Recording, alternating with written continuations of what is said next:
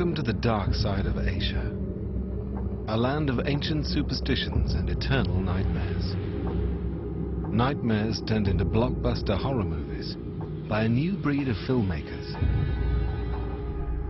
Their haunting visions are terrifying audiences worldwide and reinventing the horror film. Why is Asian horror so frightening? Could these tales of terror be more than mere fantasy?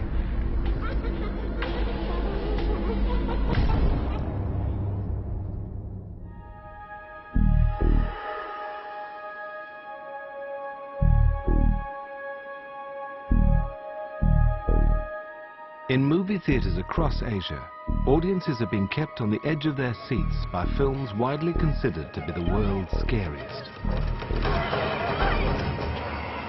Asian directors have turned to their roots and come up with a unique brand of horror.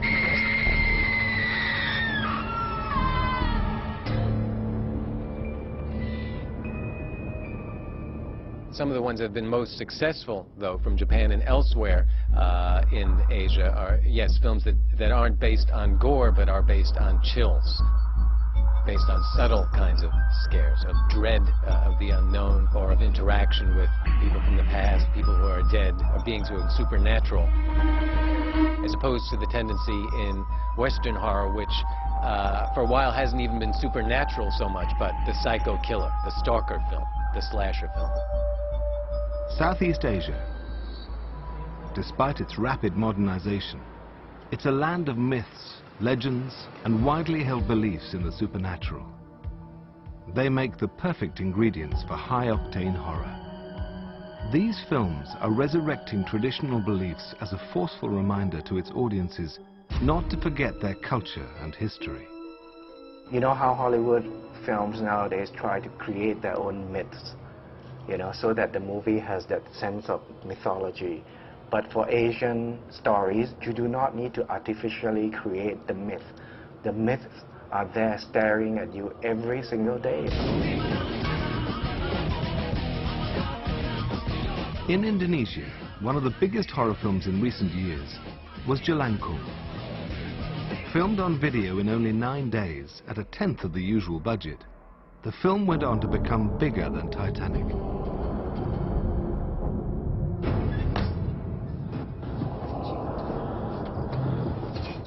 The film tells the story of a group of young ghostbusters who meddle with the supernatural using a traditional spirit doll in a ritual known as Jelangkung.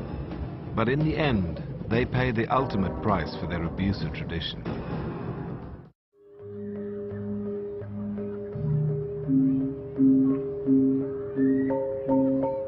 In Indonesia, superstitions about the supernatural are not to be tampered with.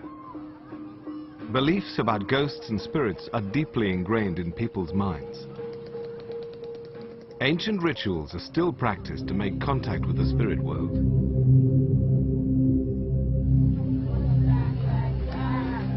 Here, the supernatural is not just a concept, but a realm that people want to reach out and touch. The spirit doll in Jelangkung harks back to traditional animistic beliefs. The idea that spirits can possess a living body or object is widely accepted and put into practice. Here in the village of Grudo, outside Yogyakarta, a unique ritual is taking place. A ceremonial doll is taken out to the local cemetery. Spirits are summoned, and the doll becomes possessed by supernatural forces. While the doll is possessed, it becomes a fortune teller, channeling the spirit's predictions. The villagers have adapted the ceremony to become a common household practice.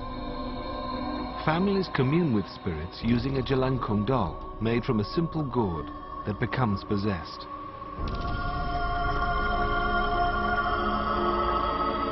But if the wrong spirit is invited, the Jelangkung can spell trouble. Indonesian filmmakers Rizal Mantovani and Joza Purnomo thought the Jelangkung had great horror potential.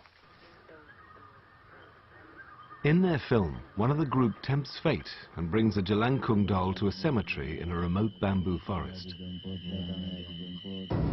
Jelangkung? Lo bawa Jelangkung ke sini? tuh dari tadi tuh nyariin lo. Jelangkung di atas kuburan lagi. Lu ngapain sih pada main canggung-canggung begini? Hah? Gua mau pulang nih. Woi! For directors Rizal and Joza, the film is about young people's disrespect towards traditional Indonesian beliefs.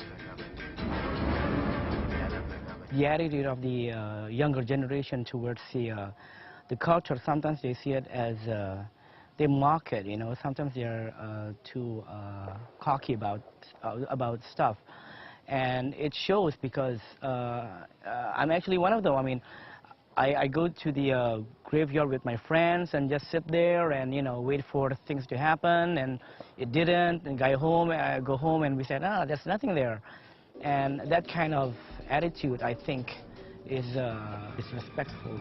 It's about this bunch of kids who curious about supernatural being and stuff like that. So when they get to the extreme, they can't handle it. So it's like it's the curiosity kills. Jelangkung, it has a lot of scares. It makes use of, traditional local traditions in terms of horror to help deliver those scares. The sense of using the local tradition but saying, well, what happens now when this local tradition comes to a modern day context? Does the tradition still have its power? Using the power of tradition to instill fear made Jelangkung one of the biggest films in Indonesian cinema. One of the secrets to its success is that many young Indonesians will have satisfied their own curiosity for the supernatural by experimenting with a Jelangkung doll.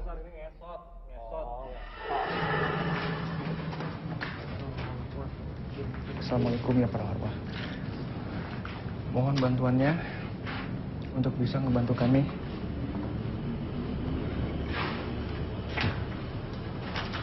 Wujudkan wujud kalian, tapi tidak dengan wujud yang seram. Mohon bantuannya.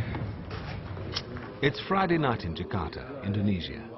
A group of young friends are out on the town, but this is no ordinary night out. They've come to this abandoned colonial hospital in the old town, which they hear is haunted. They're here to play Jelangkung and make contact with the spirit world. Jelangkung, Jelangkung, datanglah. Di sini ada pesta. Datang tadi jemput, pulang tadi antar.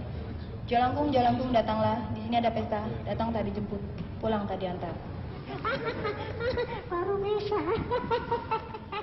On this occasion, they summon a spirit who lived in this area 300 years ago. The force of the spirits was so strong, it appeared that two members of the group became possessed.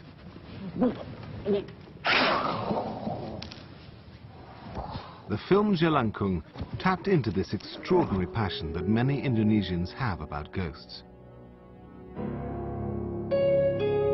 And it also brought to the big screen an infamous ghost from Indonesia's past, who is still said to haunt this hospital in Old Jakarta.